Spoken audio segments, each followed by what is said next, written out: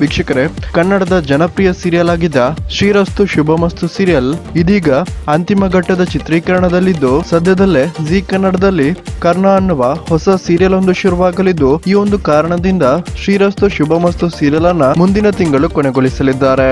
ಒಂದು ಕಾಲದಲ್ಲಿ ತುಂಬಾನೇ ಜನಪ್ರಿಯವಾದ ಸೀರಿಯಲ್ ಆಗಿದ್ದ ಶ್ರೀರಸ್ತು ಶುಭಮಸ್ತು ಸೀರಿಯಲ್ ಜಿ ಕನ್ನಡ ಚಾನೆಲ್ನ OTT ಪ್ಲಾಟ್ಫಾರ್ಮ್ ಆಗಿರುವ ZEE5 ನಲ್ಲಿ ಕೂಡ ಸಾಕಷ್ಟು ಸ್ಟ್ರೀಮಿಂಗ್ ಅನ್ನು ಕೂಡ ಪಡೆಯುತ್ತಿತ್ತು. ಇದೀಗ ಈ ಒಂದು ಸೀರಿಯಲ್ ಮುಕ್ತಾಯವಾಗ್ತಿದ್ದು, ಇದಕ್ಕೆ ಮುಖ್ಯವಾದ ಕಾರಣ ಅಂದ್ರೆ ಜಿ ಕನ್ನಡದಲ್ಲಿ ಶುರುವಾಗುತ್ತಿರುವ ಹೊಸ ಸೀರಿಯಲ್ ಕರ್ಣ ಸೀರಿಯಲ್ ಆಗಿದೆ.